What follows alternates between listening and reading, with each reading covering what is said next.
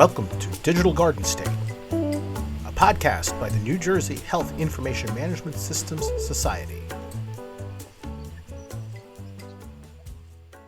Welcome to the New Jersey Health Information Management Systems Society podcast series, where we discuss emerging trends in healthcare technology and their impact on our industry. New Jersey HIMSS is a consortium of healthcare professionals, providers, and vendors who are committed to promoting constant improvement in the use of information technology within the healthcare industry. I'm your host, Mike Fortino, current New Jersey HIMSS board member and account executive with GalaxE.Solutions.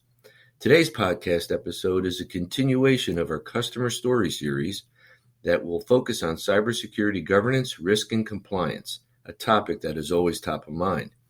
Before we get started, I just want to emphasize that our chapter is supported by some amazing companies, and without their sponsorship, we could not deliver on our mission of healthcare technology advocacy and learning.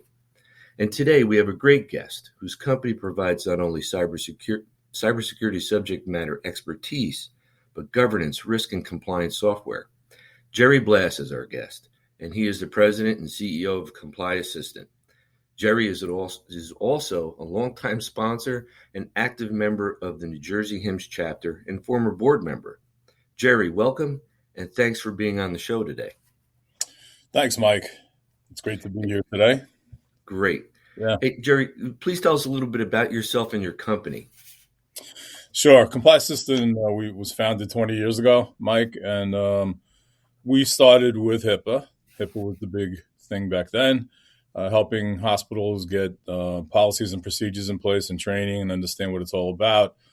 Through the years, we grew our client base from a consulting standpoint. Mm-hmm. And then we developed our GRC platform, software platform, governance, risk, and compliance. That was deployed in 2010. And we could just continue to enhance it and, grow in the marketplace. This latest subject matter that we're going to talk about today is very important to what we're doing today, so we can go there. Yeah, absolutely. I mean, today what we're really going to talk about, it is a real important topic in healthcare technology. Specifically, we're going to talk about HICP, Health Industry Cybersecurity Practices. And before we go any further, Gerry, I'm having trouble pronouncing that acronym. You know how HIMSS is HIMSS, right? But yeah, HICP, I don't know why. I get tongue-tied on that one. Well, they say hiccup. Really? Yeah. Hiccup? Okay. Even HHS. Even HHS calls it hiccup. So. Well, hopefully I'll get used to that, and I don't actually hiccup through the show here today. So, but overall, I did a little research here, and I guess the practices, we'll get into it here, provide guidance and methods, right, to different size healthcare organizations in how to reduce cybersecurity risk, right? Yes, that's correct. So HIPAA security, was effective around 2003, 2004. Mm-hmm. It was not updated for cyber over the years. Right. And as we know, things like meaningful use, the migration to electronic medical records, more locations of electronic PHI, which is protected health information, gave motivation to attackers. And so healthcare became a primary target because of all the migration, starting in 2010 and then up to about 2015, attacks started happening. So the government, HHS, decided to form CSA, which is the Cybersecurity Act. Mm-hmm. So they created that in 2015 and then commissioned a task force group called 405D, which is, all about hiccup. And so they were formed in 2017, over 150 professionals, public and private sector. Mm-hmm. And version 1 of HICP was in 2018 and then signed into law last year. So it's really still kind of new. Yeah. Did you participate in any of the development of any of the practices at all, or? Yes, I even attended the first session down in Washington, D.C. Oh, wow. Yeah. But right now, what I'm mainly doing is I'm a task force ambassador Gotcha. So what Okay. we're doing today, even though it's NJHIM, it's Mm-hmm. kind of me being an ambassador for HICP, and I'm sure they'll be very happy on that task force. That, Yeah, absolutely. yeah. Absolutely. It's always good to have friends in high places. Yes. Yeah, Yeah. always good. What does it really all entail? I mean, what makes up, um, you know, HICP? Yeah. Well, you were describing it nicely before. What they, again, extending HIPAA security, they needed to have like a prescription for what they call recognized security practices, Okay. RSPs. Really, RSPs are controls. A CISO in healthcare or CISO anywhere is going to understand threats, vulnerabilities, and controls that can be implemented. So HICP kind of refers to controls as recognized security practices, and they're standards, and they came from various sources, including NIST and various standards, guidelines, best practices, and things like that. There's nothing better than having standards in place when Mm-hmm. you're trying to develop, something like HICP, which, again, it's like a recipe. It's like a cookbook. You mentioned before that it's scoped, and it is. So scope meaning for small, medium, and large. When you think of small healthcare, it's physician practices, Mm-hmm. for example, Well, down to that level, huh? down to that level. Yeah. And that's the five top threats are consistent for everybody, small, medium, or large. And we can talk about that a little bit more. But Sure. the 10 recognized security practices are scoped by having sub practices. So the small organizations have less sub practices, and medium and large have more. So what's nice about it is that you don't have to take a big framework and then scope it according to an organizational size. It's already done and ready to go. Right. So it's great guidance. Well, I think that is especially a lot of great thought. It sounds like went into the whole set of RSPs controls Hmm. to make sure that they could even get down to the practice level. I mean, Yeah. they're practice, provider practices are always sensitive about, what kind of investments they have to make. Here's another investment, and it's a necessary one. So, giving them the opportunity to participate, that's great. I mean, that just makes sense. So what are can you kind of review the objectives of HICP? Just kind of lay that out for us. Right. So certainly to raise awareness, like we're doing today, and to again provide vetted cybersecurity practices, move organizations towards a consistency in Mm-hmm. mitigating threats, and there are obviously plenty of threats. Sure. With this war in Ukraine, it's creating, threats based Mm-hmm. on a reaction to U.S. sanctions against Russia and things like that. Yeah. I mentioned before it's like a recipe or a cookbook. And the other thing that's very interesting about HICP is that unlike HIPAA, which has always been the stick, so in other words, if an organization had an incident, they got audited by OCR, they were found to be negligent, Mm-hmm. cyber or with security in general, then they could have steeper penalties, fines, even civil suits. But with HICP, first of all, it's voluntary, so it isn't actually a requirement. It's voluntary. Really. Yeah.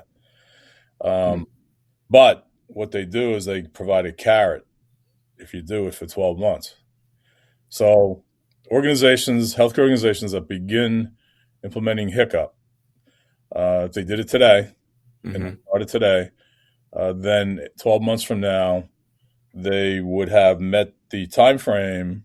If they did have an incident and they got audited, and OCR, HHS OCR could see that they have implemented HICP for a 12-month period of time, and that not only have they implemented it, but they've introduced the recognized security practices to some degree, as much as they could in that 12-month time frame. Then they have a carrot. And the carrot is almost a safe harbor. It's not really a safe harbor, but when it first came out, they were kind of calling it that. But it's not a total 100% safe harbor. But what it does is allows HHS to consider mitigating fines if they see that it's been implemented. They can result in early favorable termination of the audit, and they can also mitigate remedies in a resolution agreement with HHS. So really what happens is, an organization has an incident, they've been following HICP, that kind of covers what you need to do. So that's actually their remedy, is to keep doing HICP. Right. Yeah, it's really interesting how, there was always the policies and the rules that were published, based, from the different organizations, but there were some level of recommendations on what to do and how to do things. But with HICP, it appears to me, and it sounds like, a better step towards a comprehensive set of cookbooks, recipes for you to really protect yourself and your organization. Yeah. So, and the other great thing is they've developed this great website. Really? It's simply 405d.hhs.gov. That's right. And I took a look, and you're right. I was pleasantly surprised at the amount of information that was there. Yeah. And it was easy to navigate. So could you repeat that one again for the listeners? Sure. 405d.hhs.gov. Great. And they can also contact me if they have, if they want to get. Absolutely. Yeah. We'll definitely, at the end of our little talk here, we'll make sure we put out all that good information for the listeners. Right. So, I have a question though. Why, you were touching on it before, you mentioned HIPAA, why really, can you get into a little more detail around why HIPAA wasn't enough? Well, HIPAA security was always developed to be high level. It wasn't prescriptive. So, and it couldn't be prescriptive because it did have to apply to scope and complexities, right? Different scopes and different complexities, like a practice versus a health system. But it didn't, it stayed high level so that a subject matter expert could interpret what was necessary for the different size organizations, but it didn't actually prescribe it. Okay. One. Number two is it didn't get into the world of cyber and all the threats. They've now identified the top 5 threats and the top 10 recognized security practices. So right. It never got to that level. And with the increase of attacks, I guess they had a choice. They could either try to update HIPAA security, right, or use something like HICP as almost like an appendix or an add-on, which was the cybersecurity component that was so needed now because of everything that's going on. Right. We've seen health systems brought down because of ransomware attacks for instead of 3 days on a average downtime due to a disaster. Really? It's now, we've had examples of 4 to 5 weeks or more. Wow. Now, hospitals completely down for 4 to 5 weeks. The impact we can't even go into today. It's just the impact is amazing, almost to the point of shutting down. Right. When you go that long. Yeah. So it's so important today for any size healthcare organization, and the small ones who think that they're under the radar. Okay. They think that it gives motivation to the attackers to prove them wrong. Right. Yep. So, and for a small organization, even if it's 1, 2, 3 days, that's huge. What a significant disruption. Yeah, that's a disruption. It is somewhat, recoverable if you have good business continuity in place. That's the other part of it, business continuity. Right. Business continuity going out 5 weeks is a whole different ballgame. Oh, without a doubt. Yeah. And this is, I'm not going to touch upon that today. That's a subject for maybe another one. Sure, absolutely. You know? And by the way, this episode is under our customer story series, and I know you've got customers, but we want to keep them nameless at this point. Yes. But just recognize that you are supporting a lot of great organizations within healthcare in New Jersey, and just wanted to mention that again. Okay. Yeah. So can you again? I think you mentioned already, but maybe you didn't, or I didn't ask yet. But the current top 5 threats Sure. that have been identified by HICP. Just want to make sure that we get those out there. And Sure. And some of them, I guess, would be pretty obvious based on news, recent headlines. But it's email phishing attacks, right? Organizations can implement all kinds of controls, and all it takes is one individual in the organization to click on something. Yep. Click on phishing. That results in ransomware, potentially, right?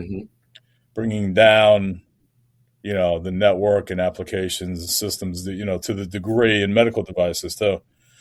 HICP is also focused on patient safety and lives, not just PHI.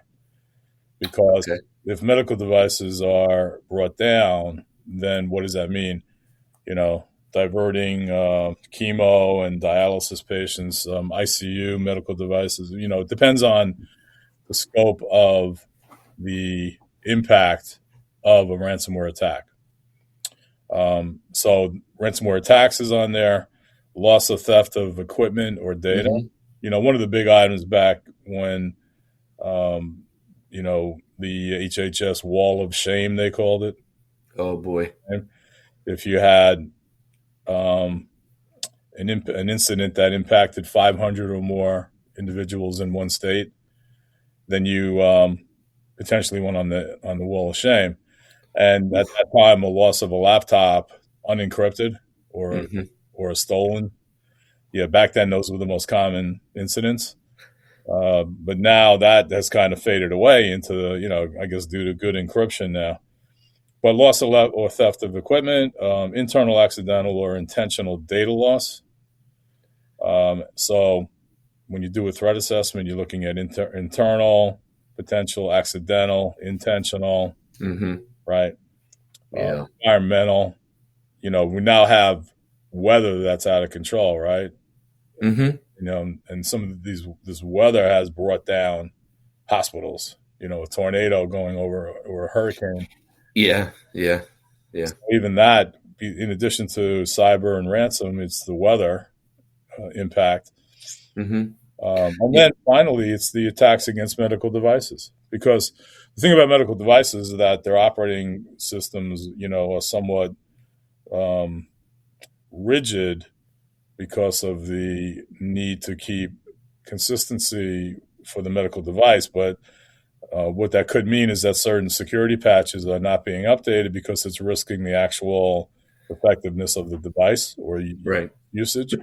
So medical devices have been a known vulnerability based on, in some degree, that they're behind on doing the things they need to do from a security standpoint on those devices.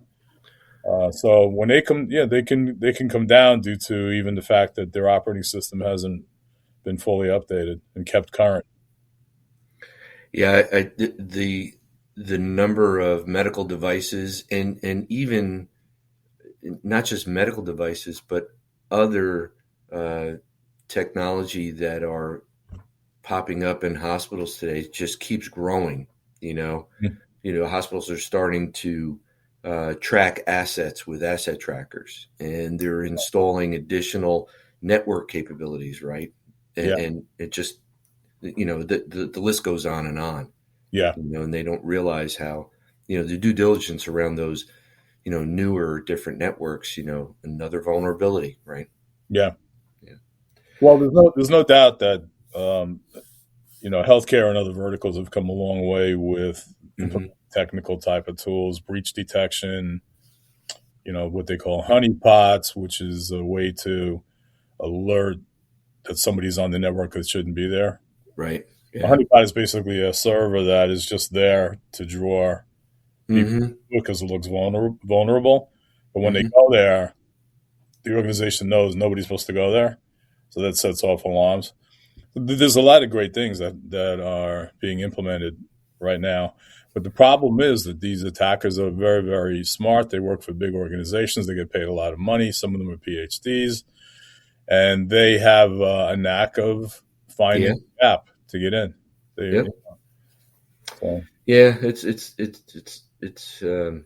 It's stunning to me how many are out there and how successful they can be. Mm-hmm. So tell us a little bit about the RSPs, right? So, we talked a bit about what the threats are, but, so what are those recipes that can help organizations protect themselves? Right. So there's 10 email protection systems. Certainly that's important. Endpoint protection, access management, data loss prevention, asset management, network management, vulnerability management, incident response, medical device security, and cybersecurity policies. So basically, when a review is done of HICP for an organization, that's the focus of what amount of these controls are in place, right? So that even makes it, from an audit standpoint, for a company like us that does these kind of audits, that gives us the recipe too, right? Yeah. Exactly the areas that we should be focusing on to look at controls. Sure. I mean, if the organization does a little bit of research, right, understanding HICP, what it means to practices, and then, an organization like yours comes in, a little bit of a, okay, they have greater confidence in who they're working with, as you perform the audit and moving things forward,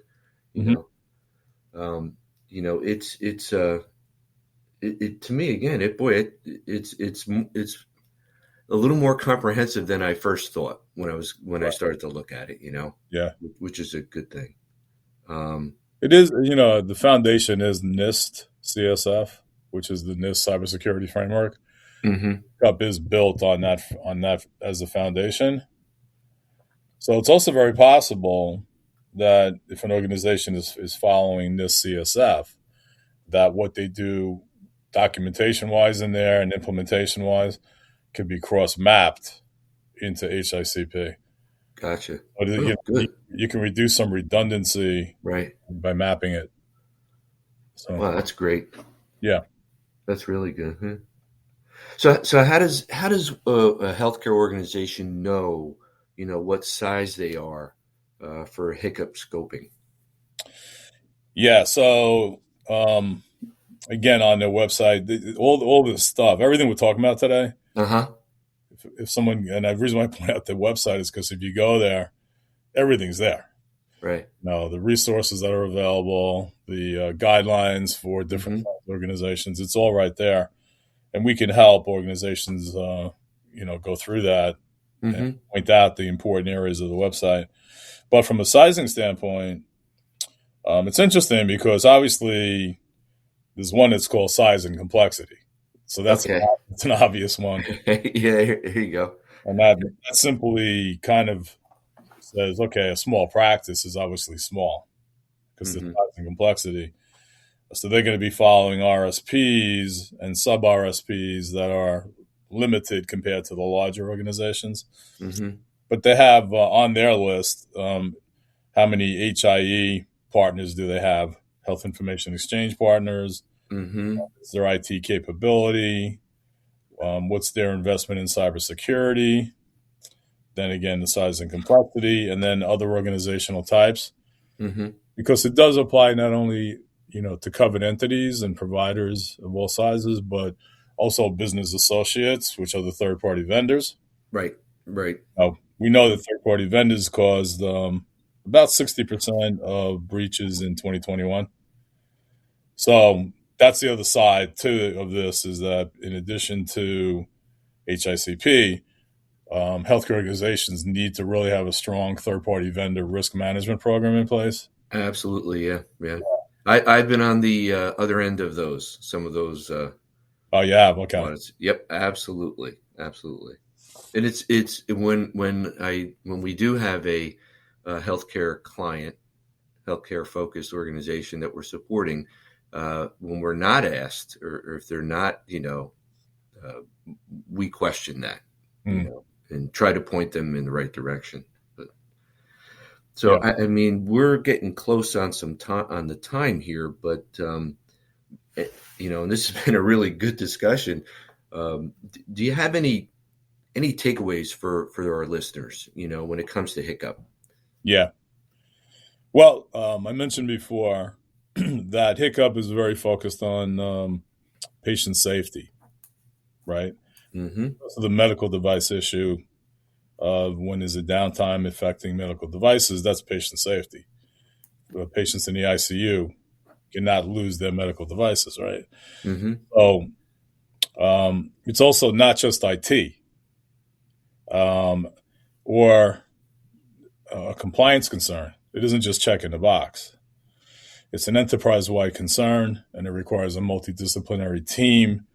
It requires governance and oversight, and it requires leadership to be all aware and transparent. When it comes to like the CFO being there, the thing is, if organizations are going through quarterly steering committee meetings or governance meetings, all those folks need to be there because, and there should be encouragement for transparency and, nothing being biased. Everything should be unbiased. Everything should be right on the table so that if there's gaps in either resources or gaps in controls, everyone needs to know about it because they need to budget for it. They need to understand the risk.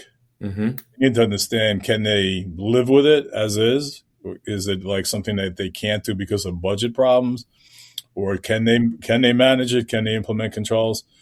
So, some of the takeaways is that it really is emphasizing governance, and I believe if they haven't done so already, they're going to be coming out with a new set of governance policies and procedures as well, which will be added to the website. So again, just to summarize that, there's a need for enterprise-wide oversight, right? Yeah. And again, I mentioned before, it's voluntary, it's incentive-based, unlike HIPAA. We mentioned the carrot versus the stick. And here's the thing. The reason why it is a reward is because HICP recognizes that no organization is perfect, obviously. Mm-hmm. Many organizations have done so many great things and they still get attacked. Sure. They just find a way in. So nobody's immune to attack. And so by going through HICP, you get credit for showing due diligence. And then you get the carrot for being doing that. And it is voluntary. So it's a whole new mindset. Yeah, being voluntary, I think, is the way to go, right? When you tell somebody they got to do something, there's always that bit of reluctance. It's like, oh, I got to comply. I got to do this, regardless of the benefit, right? So regardless of the benefit. Yeah. This way, it's a motivation of reward, which I think makes organizations want to voluntarily do it because they want to do that 12-month. Sure. Yeah. Sure. Absolutely. Well, this has been great information. It's been a great discussion. I really enjoyed it. But before we close, could you please, remind us of your email and the HICP website and your company website as well? Sure. So I'll start with the company website. It's www.complyAssistant. So, COMPLYASSISTANT. Okay. A lot of people call it ComplyAssist. Right. Thinking I really should have called it that because everybody calls it that. But there is an ANT at the end. Got it. I forever will make sure it's Comply Assistant. Yeah, ComplyAssistant.com. My email address is simple. I'm just Gerry with a G, Gery at ComplyAssistant.com. And the website for HICP is 405d.hhs.gov. And anyone can, feel free to reach out to me at any time. And I'd also be happy to show how we built it into our platform, HICP. We have a risk register, and it's comprised of everything HICP and more. Wow. I think we need to do another podcast episode with you to talk about how you incorporated HICP into your platform. That'd be great. To me, that's really interesting. That's really putting something into practice, I would say.